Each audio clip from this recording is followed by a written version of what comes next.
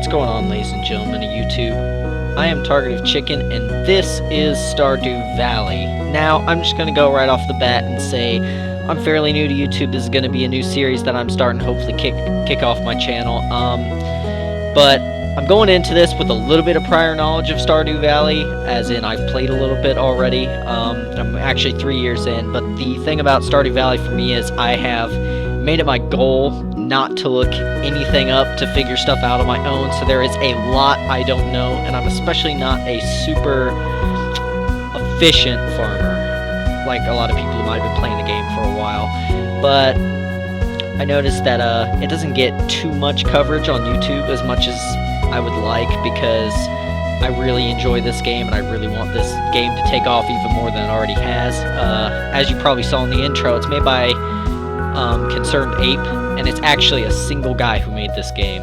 Like, it took him 4 years to do it all by himself, which is absolutely astounding. But from what I understand, it's become very, very popular among the Steam community, and it's just one of those games that has a very unique taste and flavor. A lot of people compare it to Harvest Moon, but yes, it's got a lot of similarities to it, thus, you know, it being a farming game and stuff like that. But I feel like it's unique enough that it can be its own entity, really, and not completely comparable to Harvest Moon. So without any further ado, let's go ahead and get started. We'll be starting a new character today. Just want to start by showing off this little Easter egg. I get a kick out of watching that alien get down. Anyway, so let's go ahead and start our character. So I'm going to go ahead and name... I think our farm is going to be the Shady Lawn Farm. Yeah, that sounds pretty good. Let's see, what should our character's name be? Okay, so I forgot how extensive the character creation was, so to go ahead and save a lot of time, I've gone ahead and just went through and made all this. So my favorite animal is a dog, everything's chocolate, that's the name of the farm, which I showed. We're just going to name our character something generic, Jason. Went ahead and styled him up. He's got a sick beard. So, let's go ahead and get started.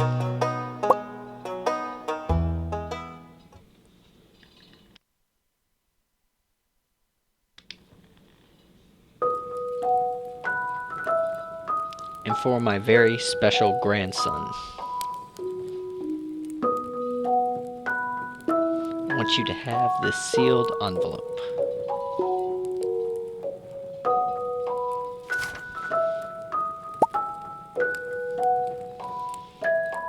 Don't open it yet, have patience. I'm a very impatient person. Now listen close.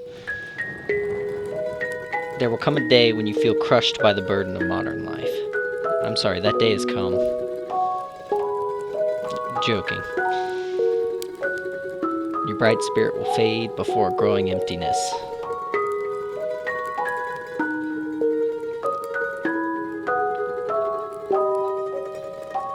When that happens, my boy, you'll be ready for this gift.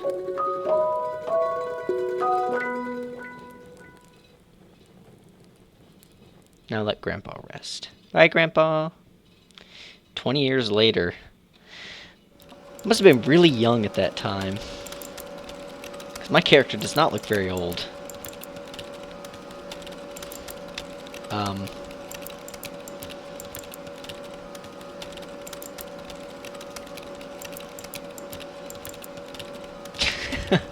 I forgot about the cowboy who's popping pills.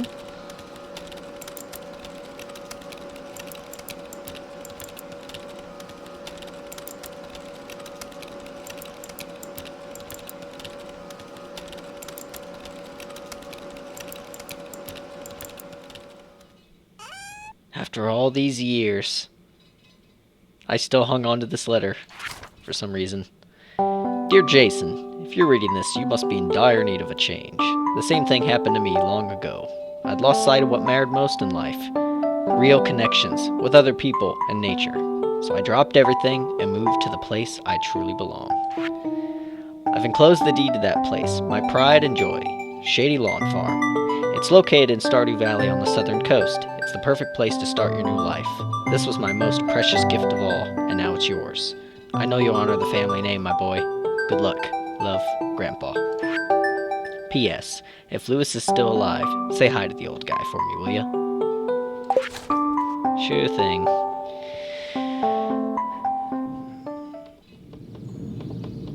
I want to get a D-tool farm. That'd be awesome.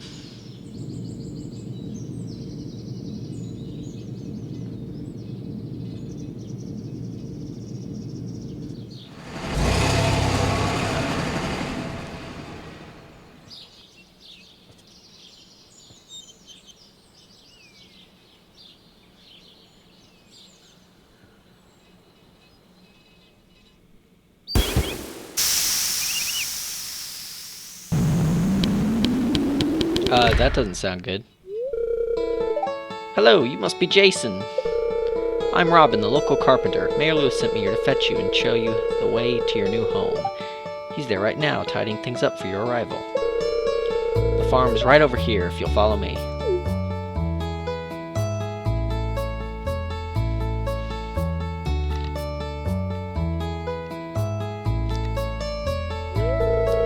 This is Shady Lawn Farm.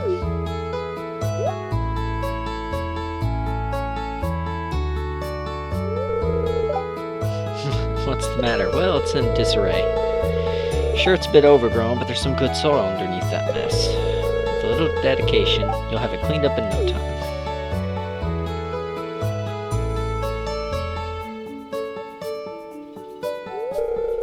And here we are, your new home.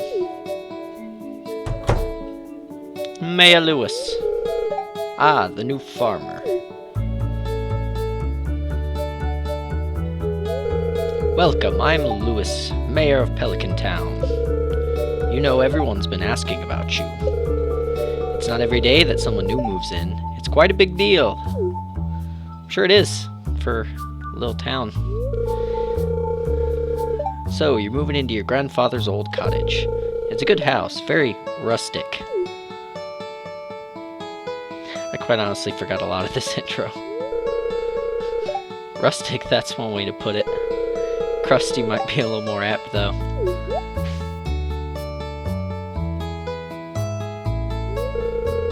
Don't listen to her, Jason. She's just trying to make you dissatisfied so that you'll buy one of her house upgrades.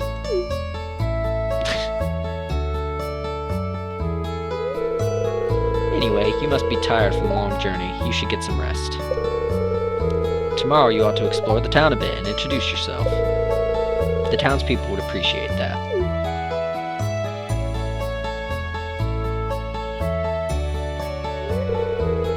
Oh, I almost forgot. If you have anything to sell, just place it in this box here. I'll come by during the night to collect it. Well, good luck.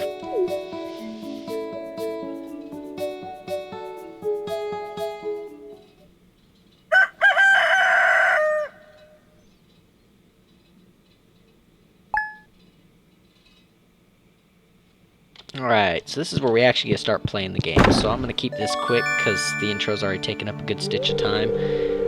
But something to get you started, Mayor Lewis. Alright, so pretty much this is the quest menu here. It's out to the side. It tells you all about anything you have currently going. As you go through the game, you're going to start to pick up a lot more quests. So this is your inventory. As of right now, I don't have access to any of these slots. I will have to upgrade that as I play throughout the game. But they give you a pretty basic set of tools to get started. This is the skill screen. This is where it's just going to talk about things I have in my wallet. And by things, I mean like keys. And it may even tell me the currency, I'm not sure, but that's right here. So as you go through the game, you level up by doing things. So if I'm fishing, I'm going to level up my fishing skill, combat, so on and so forth. You get the idea. But as I do that, every so often, as I sleep through the night, it'll tell me that I've leveled up a skill. Now, as you can see, there are 10 tiers for each skill. Now, these little bars don't really do anything. They're minor improvements. You know, occasionally you're learning a new crafting recipe, that sort of thing. But when you hit these big bars, you actually get a choice between two skills that can both help you down your own path in that. So foraging might be something like one of the choices might be items that you sell that you foraged or whatever might be worth like something % more. Or the other one will be like, you know, whenever you forge an item, you get twice as much of it or something like that. I don't remember if those are actually specific skills. Again, this has been a while since I played this, and I got 3 years in, so, but as we go through, we'll go ahead and we'll make these decisions around whatever our character kind of is. Now, this is the social screen. These are all the characters who reside in Stardew Valley, ones you've met, and the question marks are ones you have not met. There is actually a romance factor of the game. Certain characters are single and you're able to marry them, and they'll move in with you, and then eventually you can actually have kids with that person. Now there is you can like gift people stuff as well, which helps boost your friendship, and your friendship with that person is measured out in these hearts here. So I think there's 10 of those, yeah. So 10 is obviously the max you can get, and then, you know, you're really good friends with that person. And there are certain benefits, like you're able to go inside their house to complete certain quests, which I won't get into. You'll see as we go. This is the map screen. It's actually quite a big area, but as you can see, there's question marks at all these places. A couple places we know, but yes, for the shops, it actually tells you the time over some of these. I think there's a couple that it doesn't tell you the time, unfortunately. Somewhere there's one of these that won't. It's just kind of a weird little thing. It's kind of off by itself, but yeah, there's a Wizard's Tower and the Lonely Stone you can't go to, but next is the crafting menu. As we go throughout the game and unlock more crafting recipes, they're going to appear here. Collections, this just shows, okay, these are the items shipped for farm and forage. There's an achievement. Matter of fact, if you ship one of every one of these items, quite a lot in the game. We'll go through that. These are all the fish you've caught, including the legendary should be in here, kind of scattered about, I think. There are legendary fish that are really, really hard to get, and once you capture it, whether you sell it or keep it, whatever you do with it, you will never be able to recapture that fish. And I'll show you the fishing mechanic in the next episode. Next, we have the artifact screen. I'll get into that more in a minute, because we're actually going to go into town and meet some of the characters. But minerals, because there is a mining aspect to the game. Cooking, you learn recipes and are able to cook items. I've always thought it was funny that there's this one lonely recipe on the second page. And achievements. These are all the achievements measured here. These are based off of your character. Although if you go to your Steam achievement page, it'll show that, like, I'll have like this one. You know, it's just craft 15 different items, super easy. Last one is options, which we won't get into an exit game. Now, the way the saving in the game works is that when I go to bed, now, as you can see right up here, it says pause when I pause my screen. When I go to bed, your character sleeps through the night and it starts the next day. And to answer any question you might have, you cannot actually sleep, you have to sleep. No, you can't actually stay up through the night, though. You do have to sleep. I think it's like 2 o'clock in the morning. Your guy will actually pass out, whether you have energy or not. And energy, as you can see, is measured right here. So by default, you have 270 energy. As you go through the game, there are some things that will actually increase your max energy and temporary fixes. And you can actually recharge energy in the middle of the day. But if you run out of energy, your guy will pass out or whatever. They'll get really fatigued, move really slow. And if you're late to bed at night, as soon as it hits 2, you're just out. Now, if you're in a mine or something, that's bad. If you get killed in the mines or you pass out in the mines because it's too late, then you will actually lose a lot of items from your inventory and a little bit of money, and someone will bring you back to your bed. But hopefully you won't see that, which is why I'm not, just waiting to show you that. So this is the TV. Every so often there's a fancy episode. It'll either be Living Off the Land or The Queen of Sauce, which is how you can learn some of the cooking recipes in the game. So these just give you tips for, chop wood, search for wild forage, turn some cash while waiting for your first harvest, that sort of thing. Just basic tips. The weather report will give you a report on what the weather's going to be like the next day. So it's going to be a beautiful sunny day tomorrow. Now, why is this important? Well, sometimes you might want to plan your schedule for the next day based on what the weather is going to be like. So if it's going to be rainy, you won't have to water your crops, which will be nice. So it gives you a little bit of extra freedom to do stuff, and you want to know in advance that, it's rainy. Now the fortune teller tells you your luck, which determines the little things. So the spirits are somewhat annoyed today. Luck won't be on my side. That just determines items I get, how much are you know, what's their quality going to be, because you have 3 tiers: the regular, the silver star, and the gold star, which is the best. And so that's like, you know, maybe forged items I get, might their stats, you know, on how good they'll be might be ranged off of this. And it's other little things, like when you're in the mines getting to a lower level, you have to find a ladder by mining stones or killing monsters, and um, that determines like how fast you'll find those, because time is a huge element of the game. You have to kind of factor in with as you play, is you have to kind of account for the amount of time you have left and whatnot. So if you can't get through the mines quick enough to get further, because every 5 levels there's a elevator stop, you know, if you can't reach those 5 levels in a timely manner, you know, you might just decide to bail out or whatever. You might decide to go back to the surface. So all that aside, really, there's nothing much left to say in this episode other than I'm very particular about my inventory. And so, as you can see, the farmland, that's an axe. Yeah. The farmland is messy and it needs cleaned up and tidied. So that's going to be our first thing in the next episode, but I can't show it to you from this angle. But if I were to walk around and kind of cut my way through, you'll notice this farm plot is absolutely massive. There is a lot of space to work with here, which is really good. And if you played the game a little bit, you might know how to effectively use that space. Anyway, I'm going to give you guys more tips and a little bit more of a playthrough in the next episode. Thank you all for watching. Feel free to leave me any feedback, comments, that sort of stuff. Starting out as a small YouTube channel, I'm going to be trying to read through those as much as I can and kind of gauge what my audience wants to see off of what I do. So if you have any suggestions whatsoever, maybe a few tips that I don't know, feel free to just leave them down below. I'll go through those at some point, and I think that's about it.